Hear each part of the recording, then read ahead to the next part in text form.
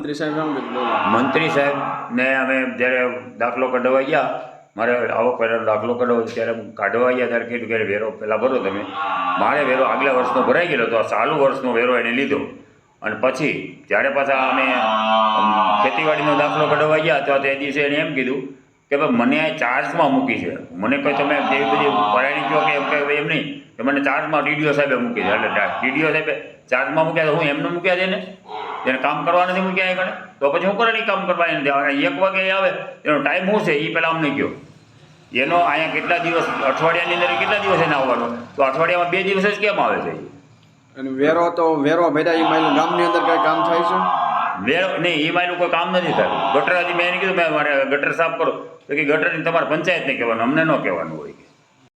હું સવટ Iqbal, IT cell પ્રમુખ, ધારી તાલુકા કોંગ્રેસ. સરસિયા ગામની અંદર અત્યારે ખેડૂત વાવેતર માટેનો દાખલો ઓનલાઈન અરજી ટેકાના ભાવ માટે જાય છે, તો ત્યાં મંત્રી ખેડૂત પાસે ફરજિયાત વેરો ભરાવે છે. વેરો ભરવાનો ખેડૂતનો કોઈ ઇનકાર નથી, પણ ગામની અંદર ગટર કે સફાઈ કે સ્ટ્રીટ લાઇટની કોઈ વ્યવસ્થા નથી. અને સરસિયાની અંદર વીસી કોઈ હાજરમાં નથી. વીસીને ખેડૂતને કોઈ પણ આઈ પોર્ટલની અંદર અરજી કરવી હોય તો એને ધારી આવવું પડે, અને ધારીથી પાછું મંત્રીની સહી લેવા માટે સરસિયા જવું પડે. અને સરસિયાની આઈ પોર્ટલ ધારીની અંદર યુઝ થઈ રહી છે. સરસિયાનો વીસી બોલે છે પણ વીસી એ કામ ધારીની અંદર કરે. સરસિયામાં એક દિવસ વીસી હાજર રહેતો નથી. આ માટે મારે સરકારશ્રીને એક જ આદેશ છે કે સરસિયાની અંદર વીસી મેકવાની અંદર આવે.